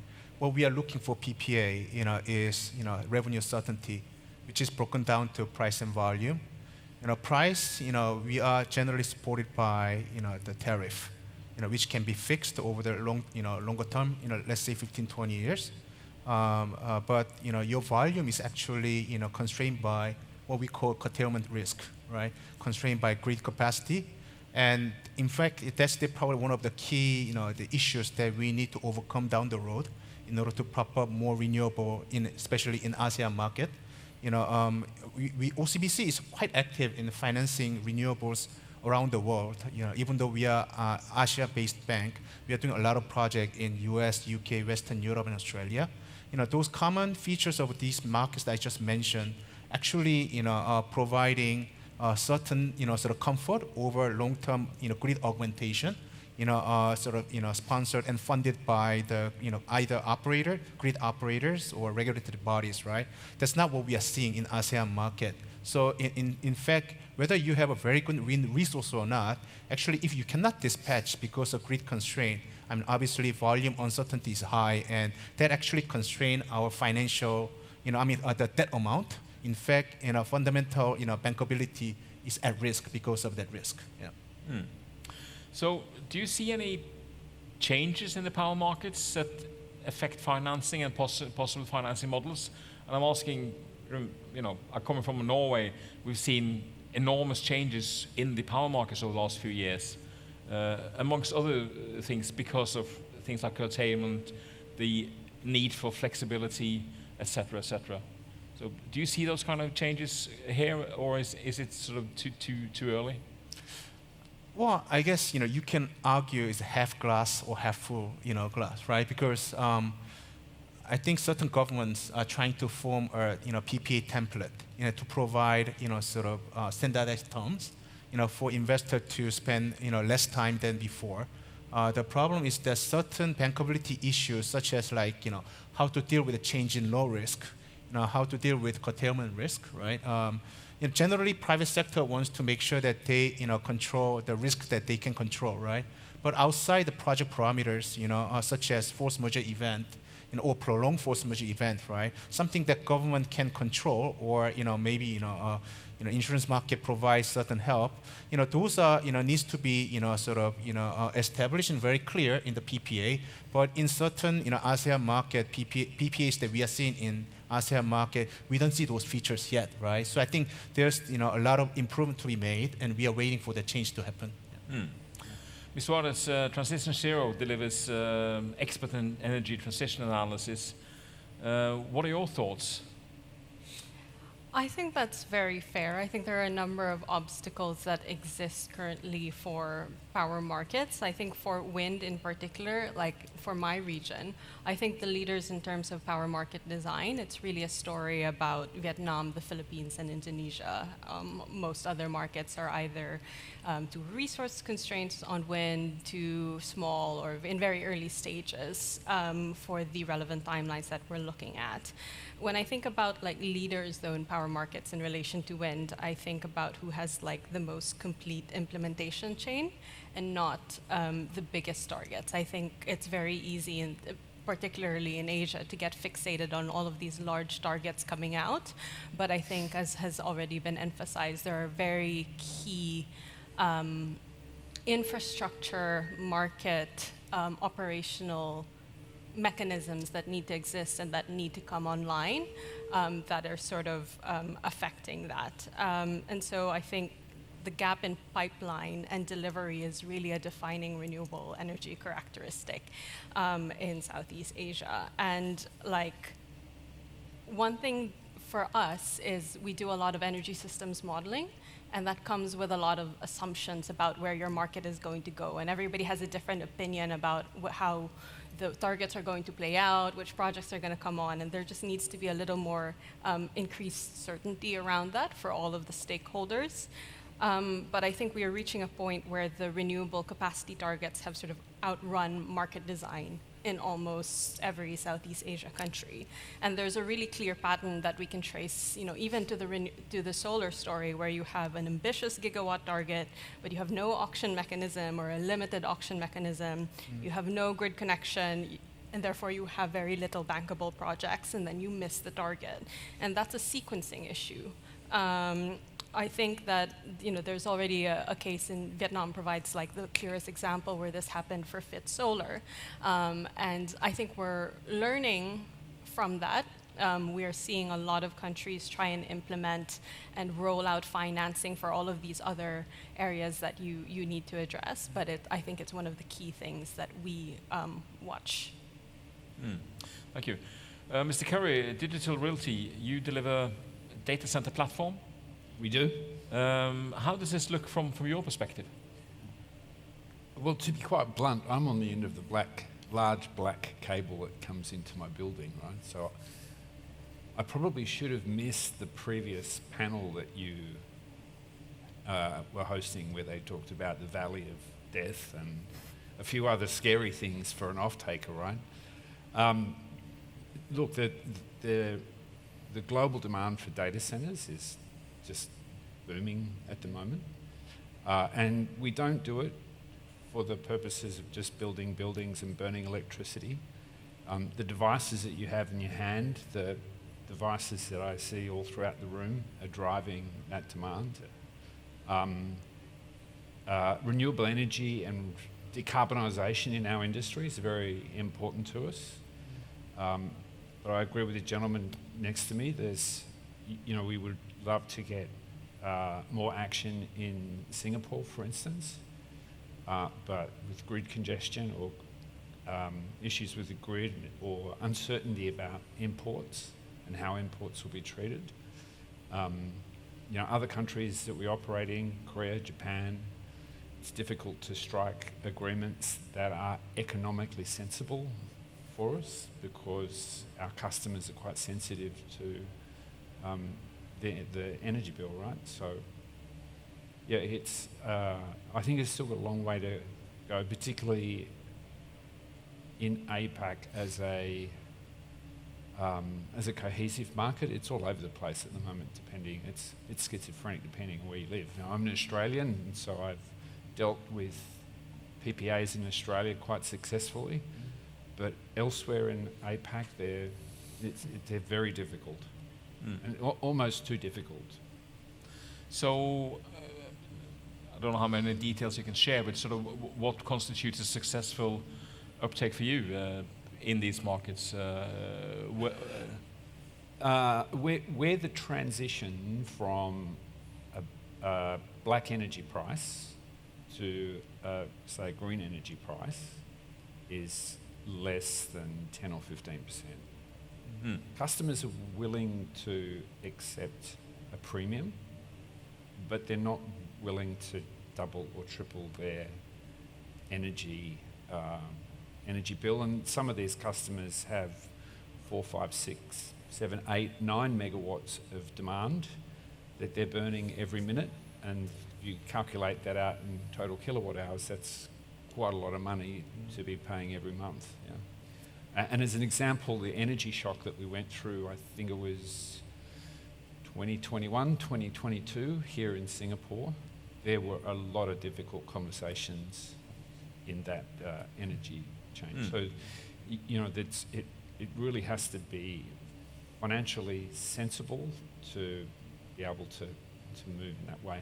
And elsewhere around the world, it is. Here in APAC, it can be quite pricey. But do you feel that as an off-taker, you have a certain degree of power when you come into that negotiation, or do you sort of have to take it or leave it in a sense? I've never felt that I had power. I wouldn't use that. Look, as a large off-taker, we've got about 3 gigawatts globally and growing. Here in Singapore, we've got nearly 90 megawatts, and it's stable baseload, right? Nothing goes up or down by more than maybe a couple of hundred kilowatts a day. I've never felt like I had power, particularly around any pricing, but it does help when you get to the pointy end of finishing the agreement to, it's like, well, here's our load, take it or leave it type situation. Yeah. Mr. Koneman, Agora Energiewende, you develop strategies for a successful pathway to climate neutrality. And to achieve that, of course, we need functional power markets. What's your assessment? Right. So if we take a step back and we look at the power markets out there in the ASEAN region, the picture that emerges is that you're seeing a dominance of single buyer markets. Now, a key feature of these markets is that you have, of course, a vertically integrated utility, often state-owned, which plans the system, operates the system, and decides what's get built and when. So what you have is a very strong role of central planning and central investment planning when it comes to the opportunities to invest in renewables.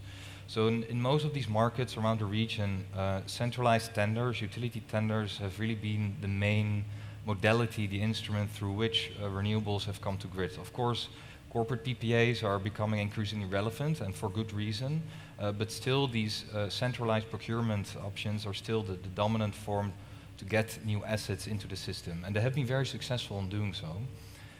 The thing that might need addressing is that what we're seeing right now is that corporate demand is arguably greater, much greater than the new capacity that is flowing into the system.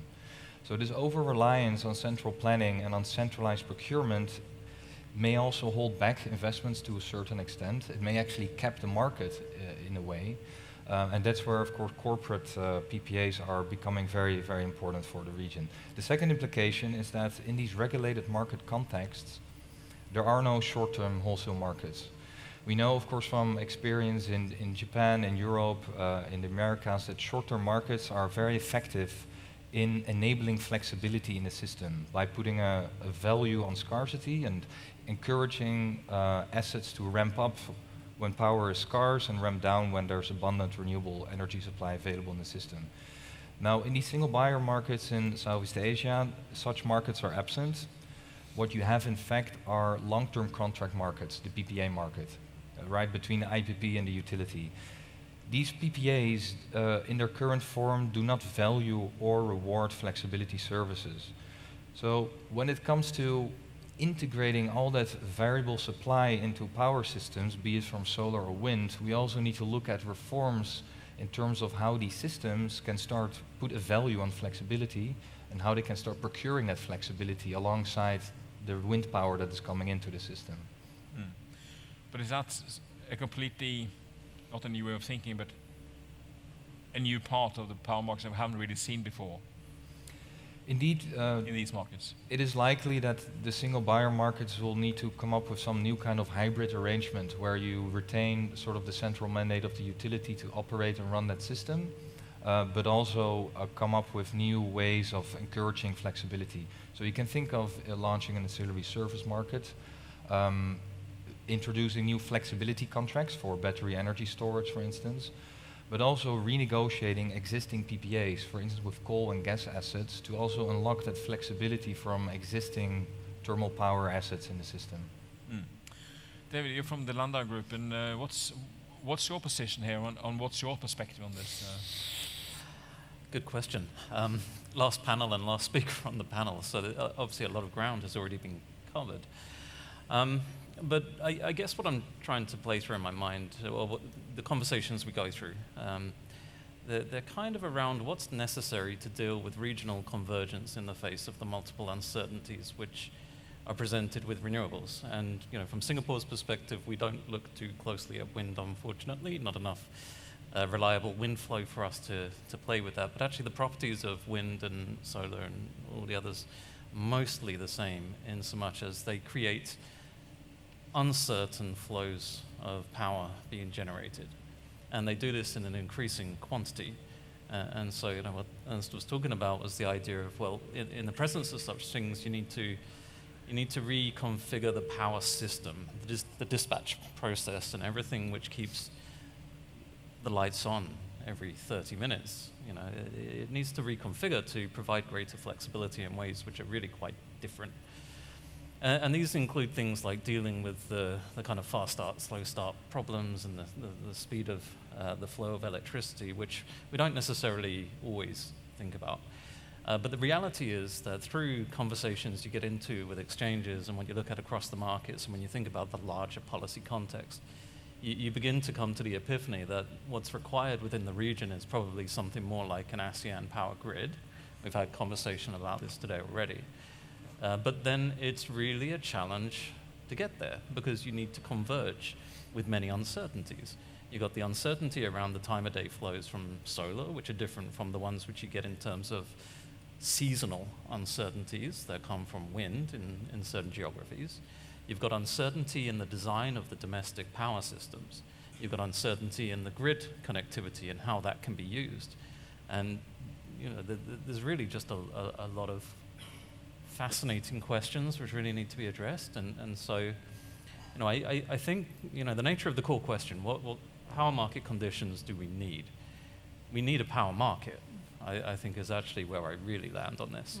We have uncertainties, we have different structures, we have varying degrees of controlled intervention through PPAs, through government intervention, which create long-term stability in pricing. Yet, in order to facilitate dispatch in real time, especially in the presence of renewables that can also accommodate a more flexible system of resources, like a distributed energy resource structure, you just need to begin to think about everything quite differently and not look towards the disparities between the different markets as who is better, who is worse, but more fundamentally, do we have a market design that's fit for purpose against the increased presence of new technologies and very volatile, capable of being very volatile pricing mechanisms, more capable than in the past.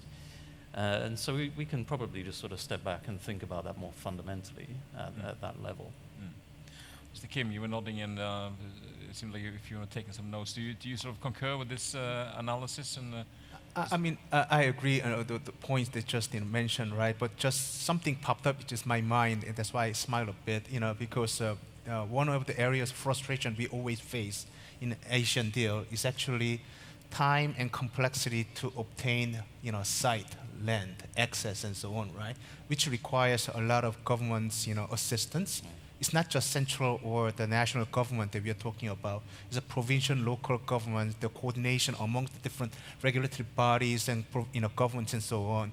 That actually takes a lot of time. In fact, until we achieve financial growth, we see challenges, on that aspect, which delays, which means that actually you effectively, reduce your equity IRR as a result, and government do not, compensate for such loss, right? So from that perspective, it just delay, but from equity perspective, it's more tiring issue, right? So just wanted to mention that one of the frustrating, thing, the area is actually the land-related issues.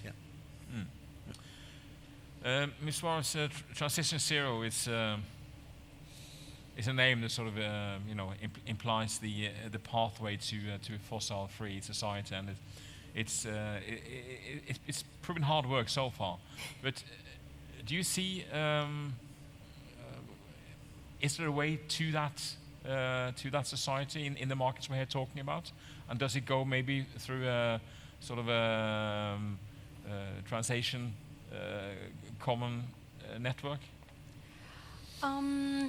Yes, it is going to be very difficult, and I think a lot of us have sort of been around in the last 5 years when the word decarbonization was not such a difficult word to talk about. That landscape has obviously really changed, and when we talk about transition now, especially in Asia, and I do think this is a good shift, we're talking about really pragmatic things. We're talking about cost, we're talking about security, we're talking about affordability, and we're talking about resilience. And so I think that across all of those fronts, like the issues that we've been talking about, flexibility, PPA backbone projects. And a good evening to all of you. Great.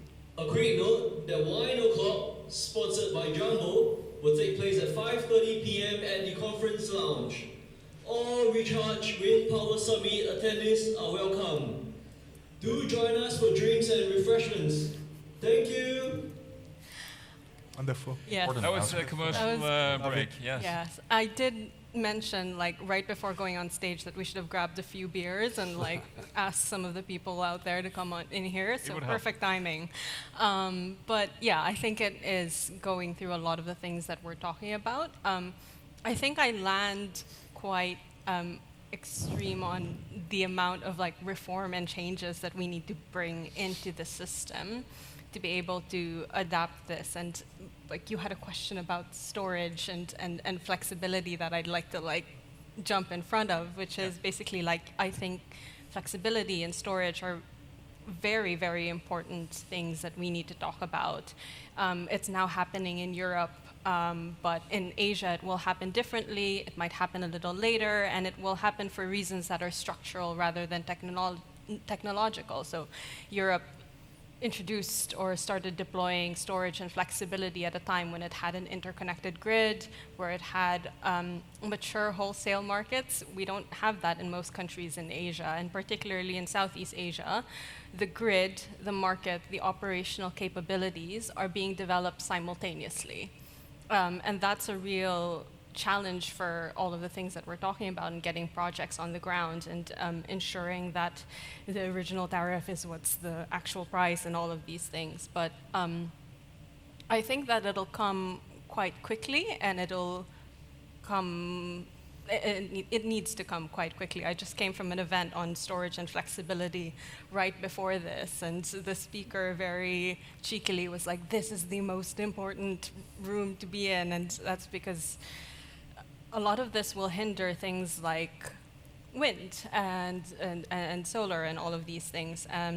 But yeah, I think we've already touched on it. Like, there are several barriers to storage and flexibility that we need to address. One is regulatory. In most Southeast Asia markets, we haven't even resolved the question of whether how a battery is classified.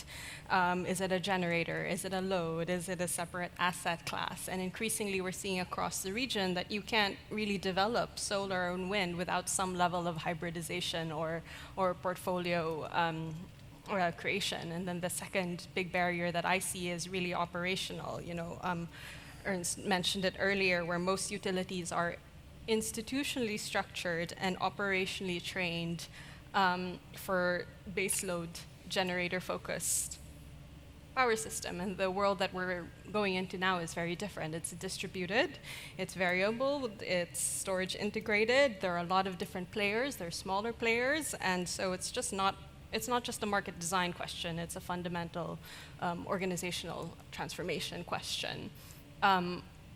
I think to your original question, it's difficult, but I think it's hugely exciting, because it has the dual benefit of, if we can get these things set up, it allows you to unlock a lot of capital, and it allows you to unlock a level of efficiency and reliability in the system. But Mr. Curry, sort of the demand representative here, do you see sort of any interest in trying to become a more flexible customer as well? Because what we see in, for instance, in other parts of the world is that data centers, you know, a few years ago they were sort of, Google were buying up wind farms, and then they were ordering gas turbines, and now they're buying jet motors, because they just need something to power as soon as possible, and to be sort of really flexible and quick. Or they're redeploying nuclear facilities. Yeah. Yeah? Yeah, exactly, yeah. So, yeah. A kilowatt is a kilowatt is a kilowatt. And if we can get a kilowatt, we'll... But you want to go to transition zero you too, don't you? So yeah, and look, we were talking about how hard it is to get land to develop, you know, a wind project. It's just as hard to get land to develop a data center these days, right? You know, in the earlier session, there was a reference to data centers being on the front page, and sort of the wind industry being off the front page, and that was a good thing. I think it was the gentleman from Purple Turtle or Green Turtle, whatever it was, yeah? Michael or Matthew. The demand that that we see, just from, forget about the artificial intelligence industry, enterprises are digitizing globally. They're either moving towards a cloud computing model where they buy compute on a sort of ticker basis, or they're moving their own physical IT equipment into our buildings.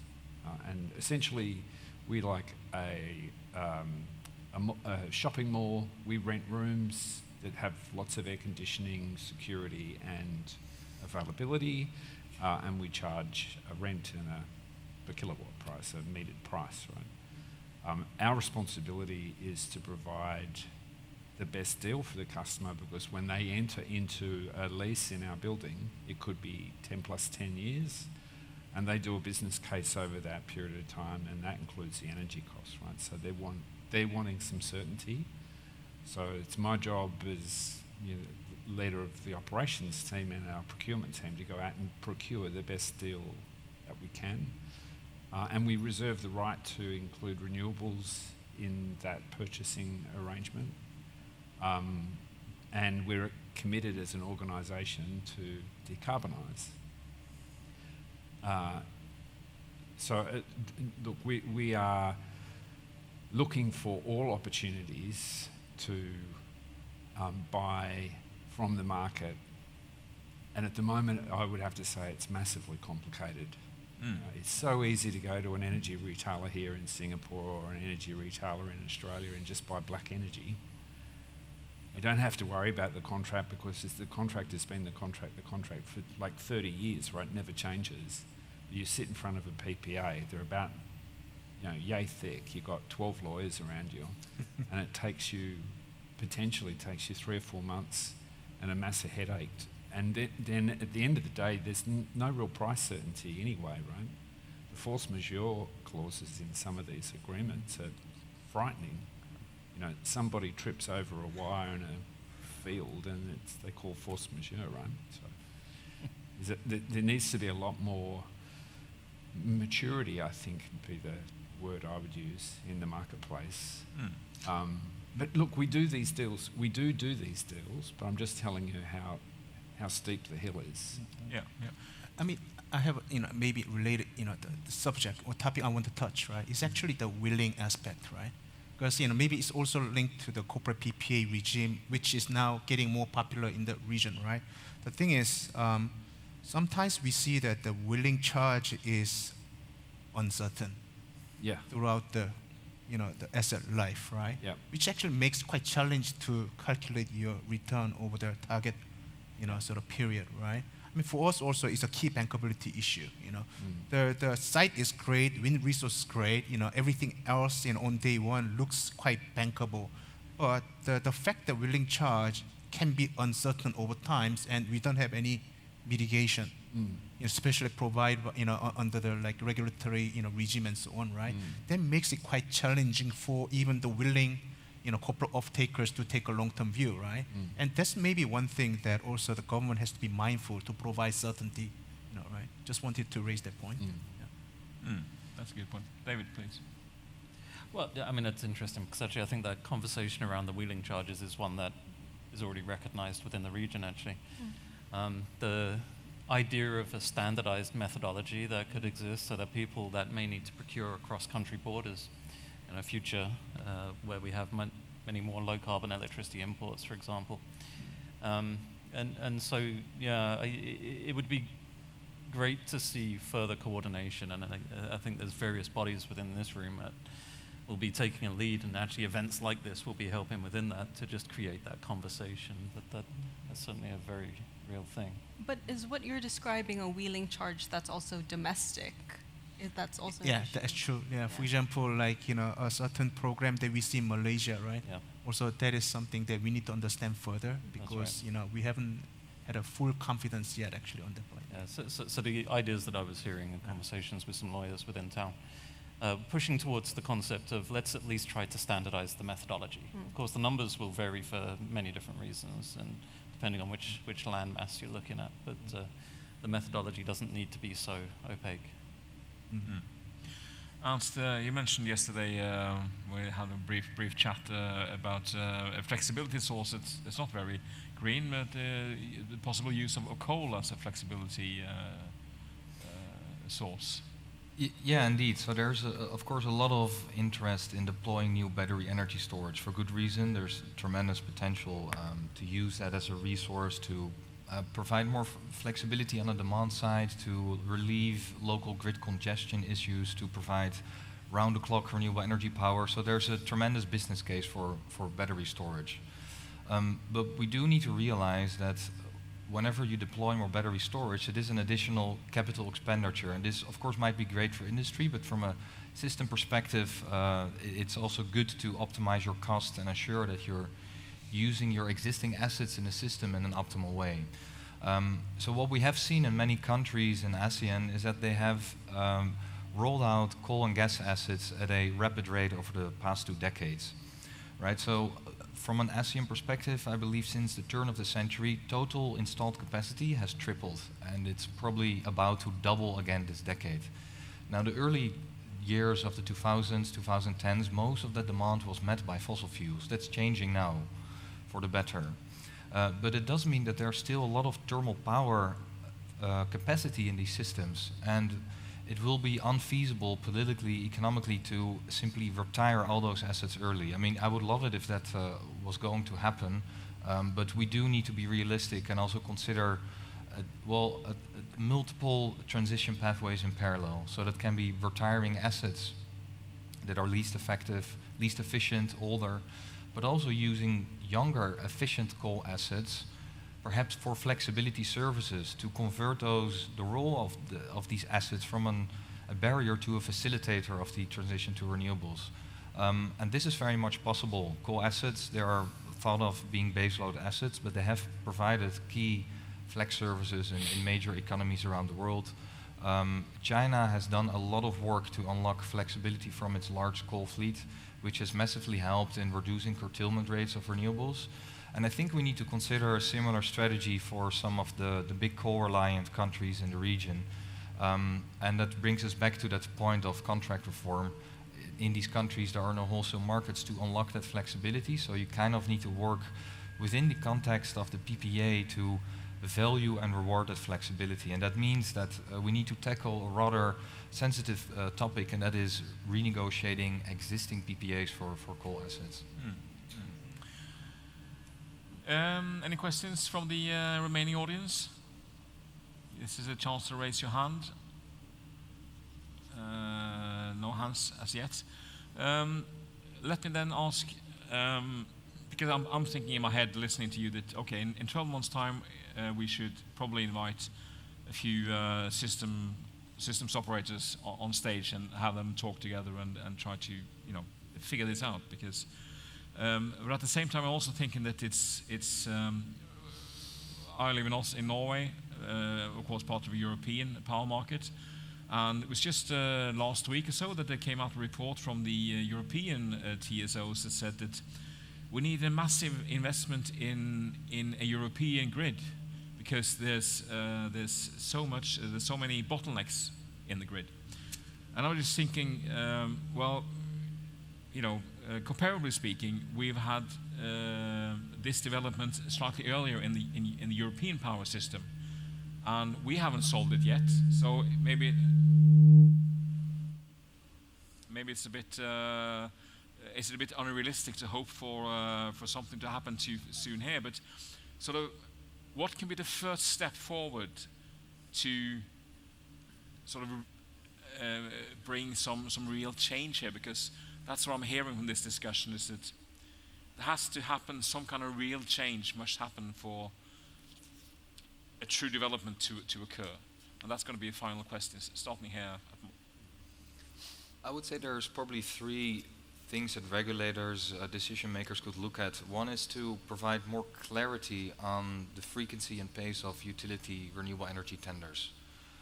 Having more investment certainty for the industry to know at what frequency, at what rate tenders are launched, well ahead communicated, so that all the proposals can be prepared accordingly. and then scale up that route. It's still the most important route for good reason. It allows investments to be aligned within the broader system needs. So it's important to double down on that. While at the same time, and there's the second priority, start moving towards a scheme where you indeed have third-party access for the industry to directly connect with corporate demand, with corporate consumers. Most of the deep PPAs that we're currently seeing, they are in the region, in ASEAN at least, they are virtual, or they're not fully physical PPAs, so they do not necessarily allow the industry to set the pace of renewable energy deployment. And if we were to move towards a third-party access framework, industry would be put in a driving seat essentially, could use those PPAs to go beyond the government's ambition. And I think we need market frameworks that enable the industry to be in that position. The third point I would highlight is perhaps the need for utilities to introduce flexibility needs assessments, to identify how much renewables are going to be installed in a certain year, and then use that as a basis to identify what flexibility sources do I need, how much do I need, and which ones are most cost effective to help integrate all that renewable energy supply to keep curtailment rates at a minimum and overall reduce costs to the power system. Yeah. David, please. Yeah, thank you. I agree with everything Ernst just raised. It's a fascinating time, and it's an interesting comparison to work between Europe and Asia, Southeast Asia especially. You know, the European conditions arguably began with harmonization in economic principles, legal principles, a degree of cultural principles. There's a lot of similarity in many, many ways. And that's not quite the same in the Southeast Asia context. And so we know that we may want a power grid that operates with fairly similar configuration that's going to create resilience for the whole of the region. But getting from here to there requires convergence in things that we're not really converged in. And so political will needs to be realigned. And we've had conversations on this throughout the day. But I think the opportunity which exists right now is that whilst resilience has become the top line of the trilemma, however we carve that up across today, it actually has not displaced the sustainability agenda at all. And everyone's keen to deploy the renewables. So I think as we are coming out of the back end of yet another system crisis and an enduring crisis, a shock which has, deep implications that will run on for years. But certainly some of the governments in the region are very mindful of the need to fundamentally look differently at the system. And this is the opportunity for the conversation that will be necessary to get from here to there. No, I'll just stop there. Yeah, thank you. Isabella? Yeah, I think mine would be pretty simple. I think I'd like to see more concrete transmission expansion plans that are explicitly linked to targets. And I think this is actually possible to do in quite a short term for places like Vietnam and the Philippines. And it's like not an aspirational grid structure, but it needs to be like funded commitments with construction timelines, which I think help a lot in terms of the other things that we were talking about, like PPA structure, grid access, and all of those things. And the other thing is, we didn't touch on this, but like the finance mechanisms, and one in particular that I think is really important is blended finance, and that I actually think is moving. So like for wind, right, cost of capital remains like 3 to 5 percentage points higher than a European benchmarks without blended finance, and that gets in the way of the competitiveness of renewables. So I think if we can see a few more deals like the Monsoon project, that'll be really important. Thank you. Steve? Well, I guess the question is, what can be done within the next 12 months, something near term, right? So if let's say, we don't have to spend a lot of money next 12 months yet, achieve certain improvement, right? I'd like to point out 2 things. Number one is that better coordination amongst the governments within the nation. It doesn't cost capex, right? It's just really political will and better coordination and determination within the government side. That's number one. The other one is actually, I think, you mentioned before, right? A certain PPA, template or standardization on key terms. And I actually, wrote down maybe 4 or 5. One is that curtailment risk to be limited or capped. We're not saying that, government should take all the, the curtailment risk, right? But we want to quantify, to what extent the private sector can take, the risk, right, up to a cap point. That's number one. Number two is that because it's a single buyer mechanism largely in ASEAN market, we need termination payment regime. So when the project becomes untenable from economic perspective, we need to get out, right? And we need the venue through termination payment, which is not seen in some of the PPAs in ASEAN market right now. The other one is the change law protection. I want that comfort. The final one is actually the dispute resolution mechanism, where we don't have to rely on something that is unproven from the eyes of international banks, right? We want proper international neutral the arbitration to be reflected and enforced. That's probably the key requirement that we can see without spending money on capex. Yeah, thank you. Thank you. And John, finally. This has been fascinating afternoon listening to the back end of the market. I'm usually at the front end of the market, right?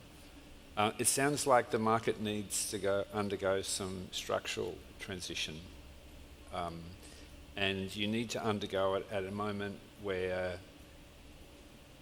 there is the largest energy drawdown in, certainly in my lifetime.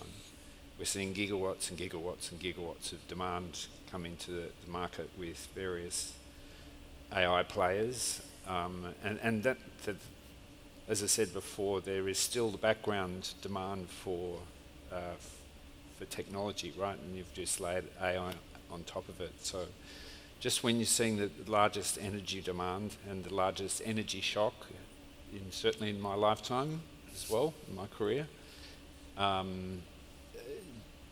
you need to undergo it pretty quickly, because there's an opportunity there for renewables to fill that energy void that's otherwise going to be coal-fired power stations or anything that we can get our hands on. Yep. Okay, thank you. We did put you on the sort of the toughest slot of the day, so in a sense I apologize for that, but I can promise you that this will end up as an article in Recharge, because it's been quite interesting. So I will thank you all. Steve Kim, Managing Director, Structure and Project Finance, OCBC. Isabella Suarez, Head of Engagement Southeast Asia, Transition Zero. John Curry, Vice President of Operations, Asia Pacific, Digital Realty. Ernst Kuhnemann, Senior Associate Power System Transformation, Agora Energiewende. And David Broadstock, Partner of the Lantar Group. Thank you. And that concludes the first day here at Suntech at Singapore. I'd like to thank all the keynote speakers and the panelists who have contributed today.